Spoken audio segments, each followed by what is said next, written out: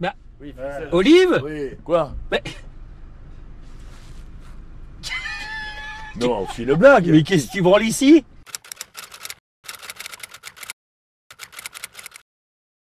Allez, en voiture Simone. C'est moi qui pilote, c'est toi qui klaxonne. On est parti, putain mon Olive. École buissonnière, c'est une respiration. C'est dire non merci madame, mais je n'y vais pas aujourd'hui. C'est renoncer aux obligations, c'est parler vrai, entre amis, loin des emmerdeurs, loin des parasites.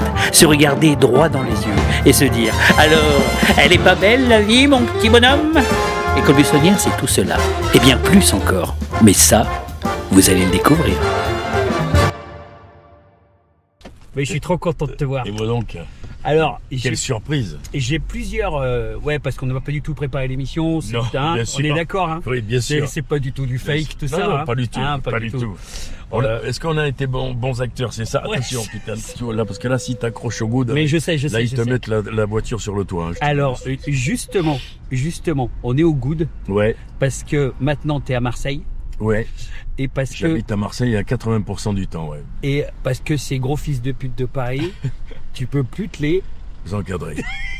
Mais c'est-à-dire que Paris a été une très jolie ville Ouais. dans laquelle je suis arrivé en 1980 venant de mon bassin d'Arcachon. Ouais. J'ai adoré Paris. En plus, j'étais flic, donc on était quand même les rois de la piste. Et maintenant, Paris est devenu une ville totalement anxiogène, sale, pleine de bruit, de cons.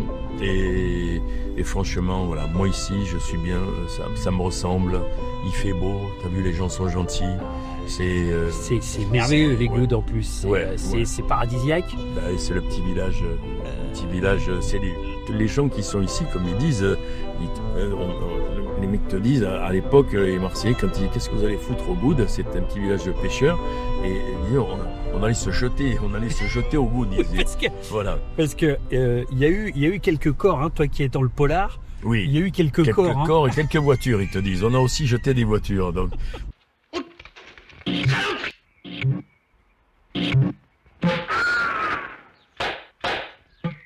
Non, c'est des purs. Ils ont fait le confinement ici, c'est-à-dire c'est le confinement chez. En fait, il dépasse pas le patron de chez Paul que tu vas voir tout à l'heure, Anthony. Il dit, moi, je dépasse pas la barque qui est devant le truc. Il dit, moi, la barque, voilà, c'est là. Oui. Là, pour lui, c'est le bout du monde. Voilà, c'est le bout du monde. Voilà, tu vois la barque qu'on va voir là. Voilà, le mec passe, il est à l'étranger après, tu vois. Tout ce qui est après Minouche là, c'est terminé. Et moi, j'adore. C'est vraiment le Marseille folklorique. Les gens gentils, accueillants. Il y a la diversité. Attention, les équipes de tournage tiennent à préciser qu'il s'agit d'une caméra grand angle qui fait des bides énormes. En réalité, les deux protagonistes sont très sveltes. Il y a de tout et puis en fait tu vas voir. Mais du coup alors on va déjeuner là-bas. Mais bien sûr on va déjeuner chez Paul. On va déjeuner là-bas. Et je vais te dire un truc sur Paris, c'est que moi j'ai joué 2 mois à Paris au Théâtre des Mathurins. Ouais. Et j'étais tellement vulgaire et grossier et tout ça et tout ça. Le putain de chinois qui fait un service à la cuillère. Je vois cette dentelle de Sainte-Rolande que des gens se levaient et se barraient. Tu vois, ils ont tellement de politesse. Oui, tout à fait. Ouais. Et de savoir-vivre, tu vois. Ouais. Il y a 2 mois et demi, je me retrouve sur le Rhône, tu vois. Et puis, il fait 1 degré, l'eau, elle doit être à 1. Et j'hésite à sauter. Parce que je dis... j'en peux plus. Ouais. Paris m'a buté en fait. Ouais, je comprends. Et donc maintenant que je suis plus à Paris, je revis. Je respire. Et c'est le cas pour tout le monde. Enfin, on a quitté cette ville qui n'est plus du tout habitable et supportable humainement. C'est pas une ville pour les êtres humains normalement constitués, quoi. Voilà, c'est tout. Quand on est bonhomme comme nous, on vient de Provence. Moi, je viens d'un milieu ouvrier, modeste. Ton père, alors on en parle de Pierre et de René, hein. Ouais. On parle de Pierre et de René. Très bien joué. Et test de bûche, pâtisserie. Ouais. Toi, tu te dis, tiens, est-ce que je vais pas faire de la pâtisserie? Ouais, je travaillais avec mon père, moi, à l'âge de 13 ans. C'est ça. Pour me faire mon petit argent de poche.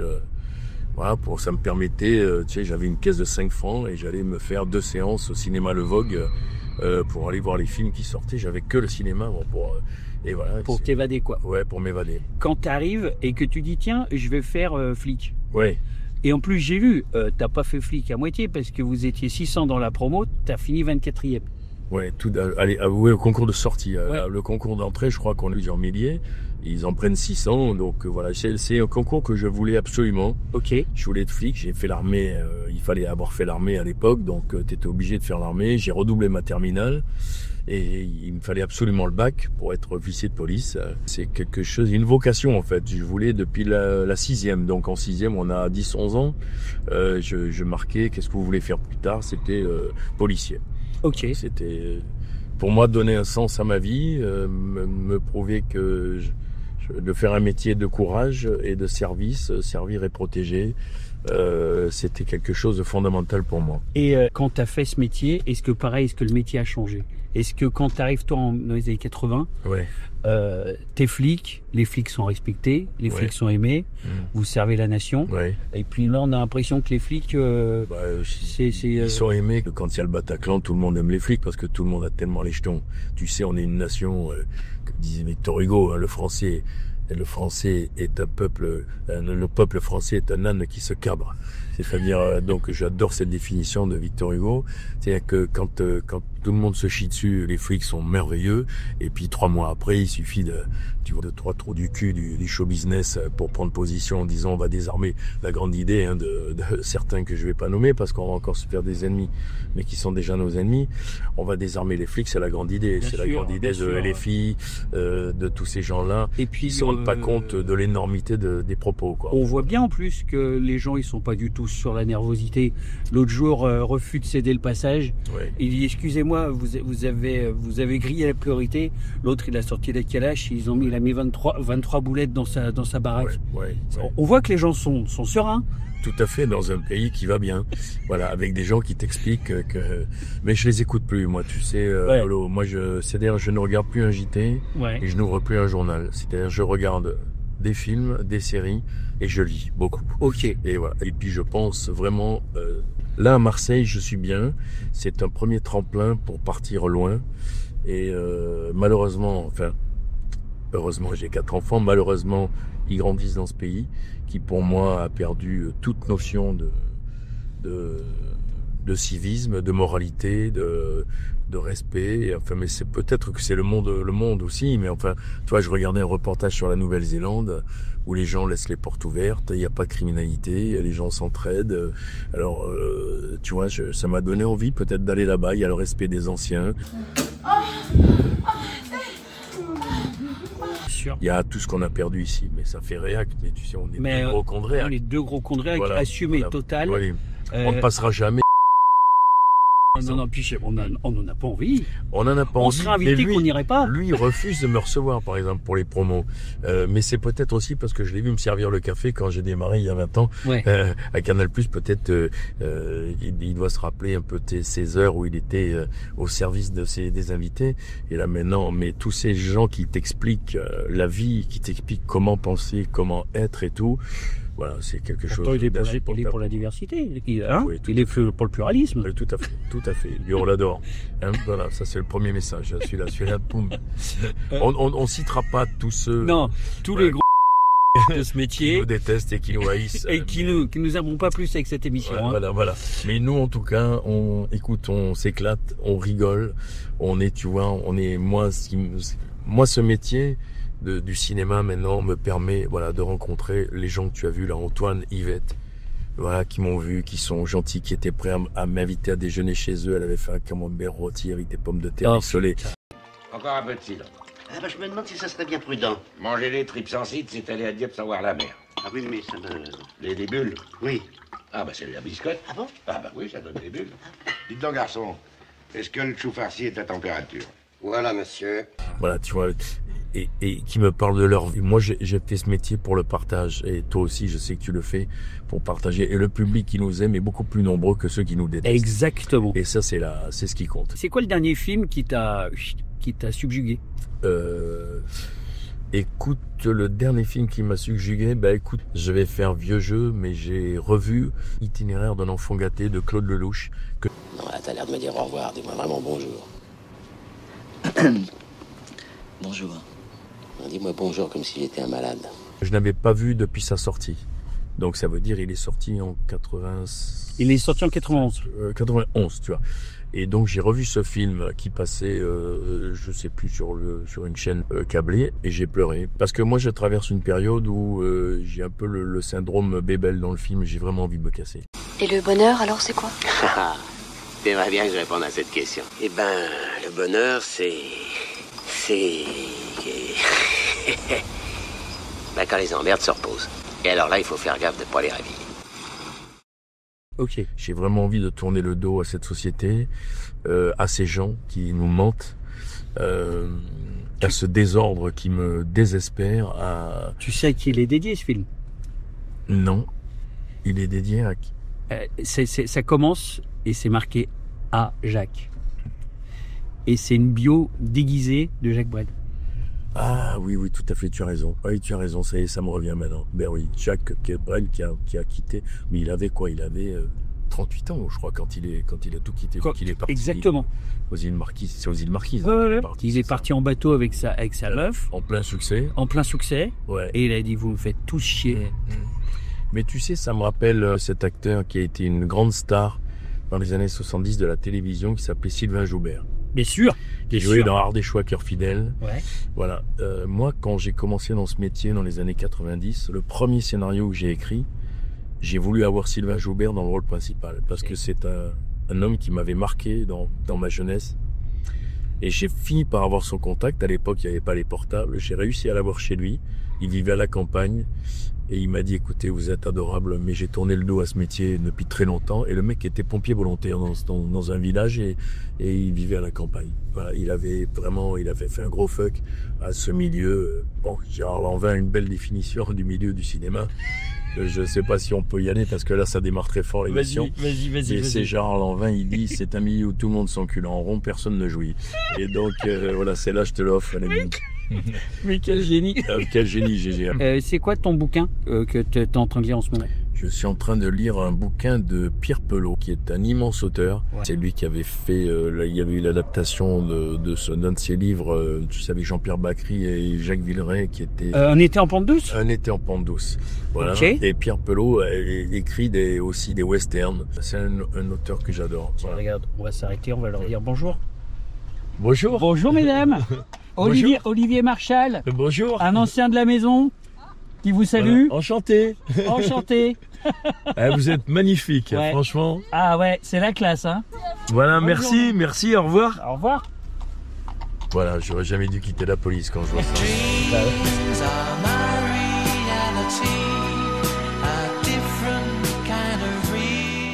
Et je voulais te parler un sujet un peu sérieux, mais ton rapport à la mort, et tu t'en parlais justement, parce que tu disais à l'approche des 70. Oui.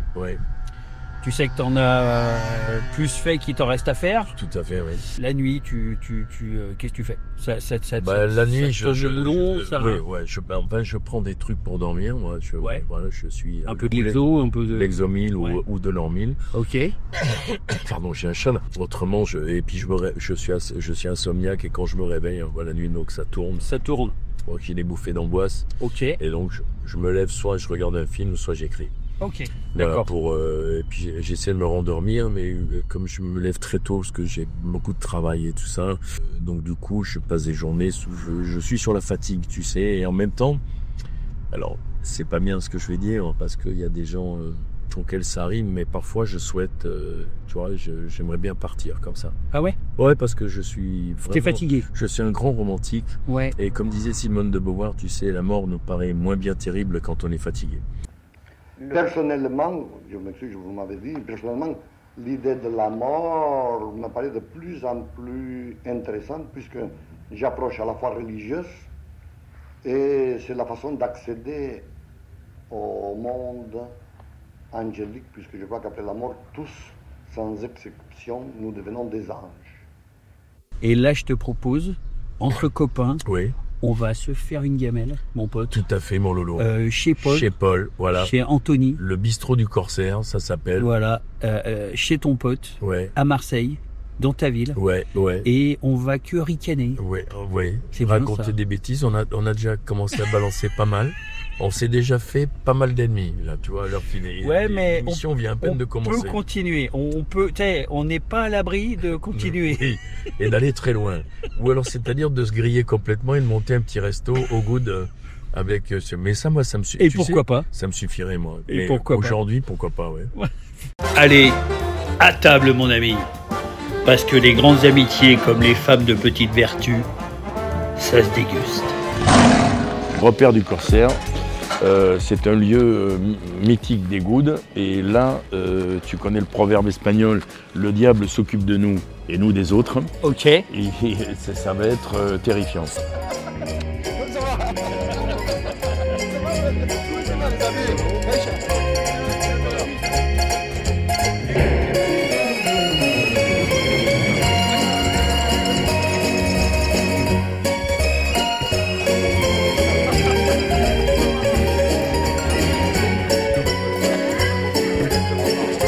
Allez, messieurs, dames, maintenant on passe à table, c'est le moment.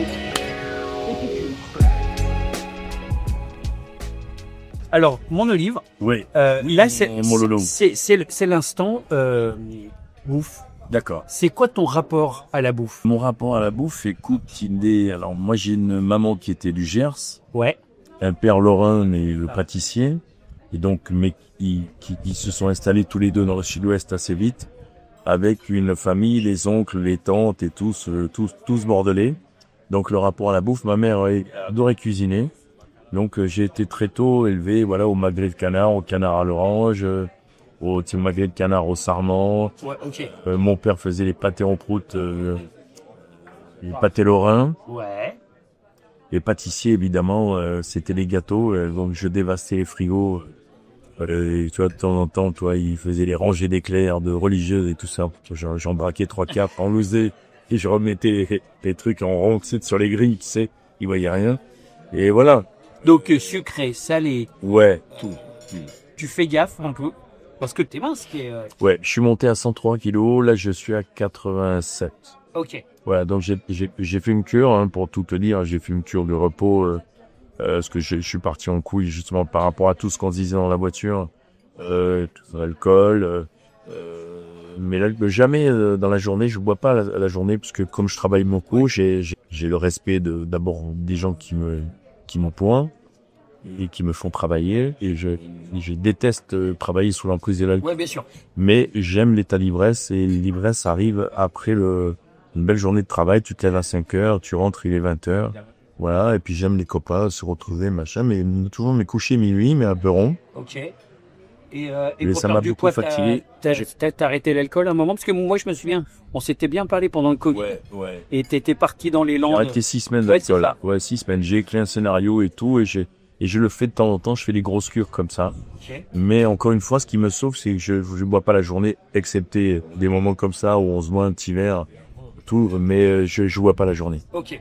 Je bois à trop forte dose, je vois des éléphants roses, des araignées sur le plastron, le smoke, des chauves-souris au plafond du living room. L'alcool pour moi c'est l'ivresse, et l'ivresse est associée au soir, et soirée. Et ça va être soir, copain. copain, voilà. Les Dalton. T'as pas l'alcool triste, seul. Tu l'as eu? Ça m'arrive, ouais. Oui, c'est pour ça que j'ai fait la cure, ouais. Ok. J'ai la picole triste, créatrice. Pardon. C'est fun. Juste avant. Je ne peux pas appeler ça de la création. J'écris beaucoup, donc j'ai écrit beaucoup de nouvelles sous alcool et tout. Alors Hemingway, tu sais ce qu'il disait. Lui, il se levait à 8 heures, il picolait du rhum toute la journée jusqu'à 20 heures, il mettait un réveil. Tu le sais ça? Non. Pour s'arrêter à 20 heures, pour être sobre, de façon à pouvoir dormir Ouais. et ne pas traîner, pour pouvoir se lever tôt, pour pouvoir repicoler et écrire. Ok. Chacun ses méthodes. Non mais toi, Ouais, bien sûr. qui a écrit, voilà, le rhum n'est pas un vice, il y a une seule façon de se débarrasser des imbéciles. C'est quoi ton plus gros instant rebelle? C'est une rébellion permanente en fait contre ce qui est devenu la société. On en a parlé dans la voiture. Ma rebelle, c'est Par exemple, les Césars, tu les boudes? oui. J'ai été une fois au César, Ouais. et comme j'ai dit, je pense que c'est une des pires soirées que j'ai passées de ma vie. J'ai été nominé 8 fois. C'est pas parce que J'en ai eu aucun que je me rebelle. C'est ça qui est terrible. C'est-à-dire, je m'ennuyais tellement et je voyais les mecs qui passaient.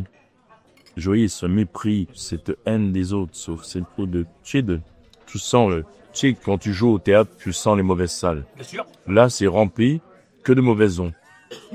Mais moi, j'étais là, j'étais un gamin, hein. Évidemment, j'étais allé. Mais pour la petite anecdote, mes parents n'avaient pas Canal+. Et j'avais dit, mais quand on m'appelle, on me dit, Olive, tu vas te nominer, t'as 8 nominations. C'était pourquoi 36 télé européens. Je dis, putain. Et j'appelle mes parents et je dis, bon, papa, maman, je vais passer au César, voilà. Prenez un abonnement. Non. Oui, c'est et ma mère me dit, non, on n'a pas Canal+, et c'est trop mignon. Parce que le samedi, donc, qui est en maman, ce soir, vous êtes demain à la télé. Et non, elle me dit, mais tu sais bien qu'on n'a pas Canal+, elle m'a fait avec son accent du sud-ouest. Mais elle me dit, on va aller chez les voisins. Mon père est allé chez les voisins, avec mes meufs, qui avaient Canal+.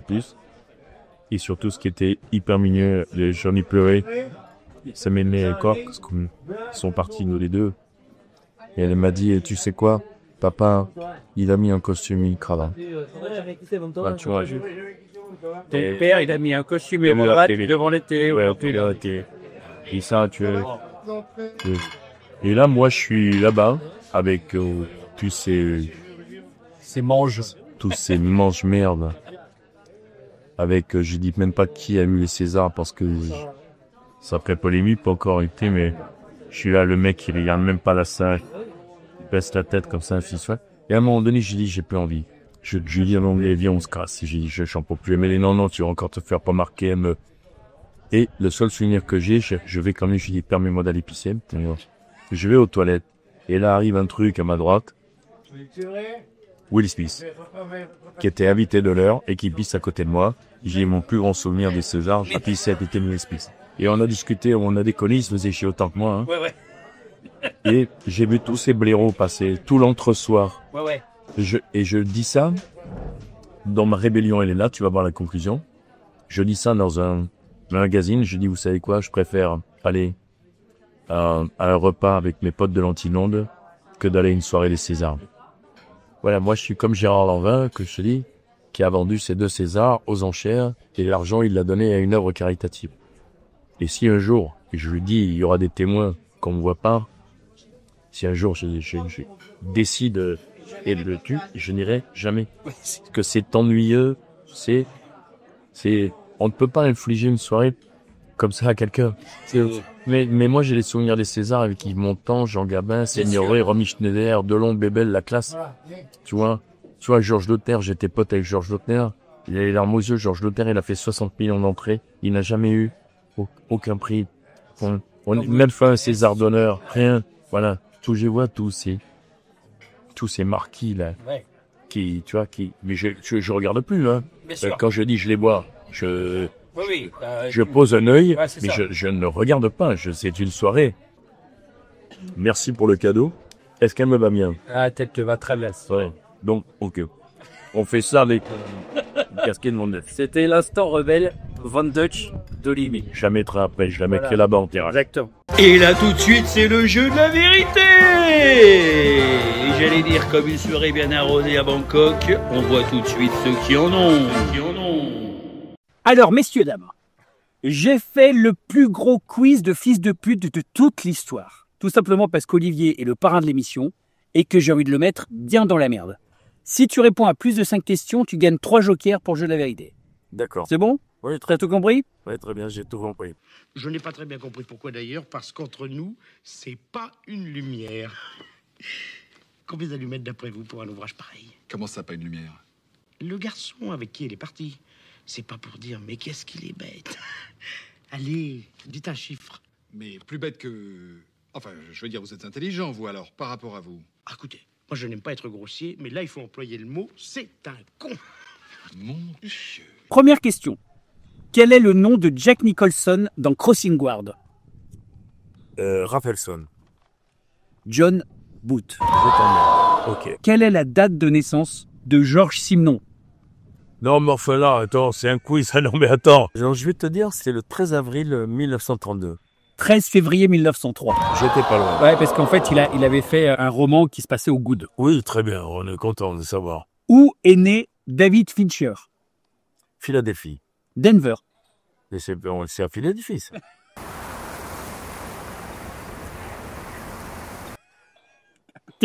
Non mais, le mec... Non, ok, vas-y, continue. Qui est en première base? Qui est en première base? Robert Redford. Non. Brad Pitt. Non. Dustin Hoffman de Rayman. Oui, d'accord. Non, mais si t'aimes pas le cinéma... Non, mais Brad Pitt aussi, quand il fait l'entraîneur de baseball et tout, excuse-moi. Allez, J'ai peur. Point, je t'arrête demi-joker. Non, mais bon, voilà. Qui joue en première dans l'équipe de Saint-Louis? Qui? Pourquoi tu me demandes ça? Pourquoi il fait ça? Qui en première Quand base? il est nerveux, il récite qui est en première base, le sketch de la botte des Costello. Pourquoi? Qui s'appelle comme ça? Pourquoi? C'est parce que vous êtes en train de toucher ses livres et ses affaires. C'est qui? Il a appris tout le sketch par cœur. C'est son nom, c'est comme ça qu'il s'appelle. En plus, il me fait passer pour un con, mais non, mais c'est bien, hein, c'est remarquable.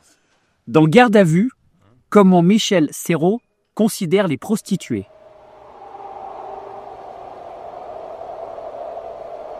Je l'ai vu plein de fois un peu ce film. Des filles, mes marchalettes, aidez-moi. Est-ce que j'ai droit à mes marchalettes? Plus j'ai pas y joué la pièce, l'adaptation du film et tout. Oh, les prostituées les donnent beaucoup pour finalement très peu d'argent. Non mais ça c'est pas une réponse. Ça. Non, c'est pas une réponse. C'est-à-dire, c'est la réplique entière que tu le demandes. Oui, mais donc j'en ai d'autres des répliques. C'est mon coup que vous regardez, commissaire? Pas précisément, Sarté. Excusez-moi si un jour je vous fais lever à l'aube. Je serai là, Sarté, je serai là. C'est quoi ça? Alain Delon, lit d'aventure, là, quand on est sicilien. Allez. Okay. Et va te coucher. Allez. Si j'en ai un, tu sais, il n'y a pas de problème. Comment s'appelle le bar à la fin des Ripoux? Le bar que Termite achète à Noiret. Au rendez-vous des trotteurs. Oui, toi, il y avait... T'étais pas loin. Oui, j'ai joué. Dans Interstellar, qu'est-ce qui traverse toutes les dimensions? Mon cul. Ça va comme réponse, elle, mais bon. Non, C'était l'amour. L'amour traverse toutes les dimensions, Gérard. Donc, tu as eu, allez, on va dire, 1,5 point. Oh, oui, d'accord. Donc, tu n'as pas le droit de joker. Non. Et l'homme cochon est où? Et l'homme cochon, je vais te poser des questions, tu es obligé de dire la vérité. Et si je sens que tu es un peu, voilà, je fais valider ou non par l'homme cochon. Homme cochon! Il est où? Ah, voilà. Mais cette émission, c'est du n'importe quoi.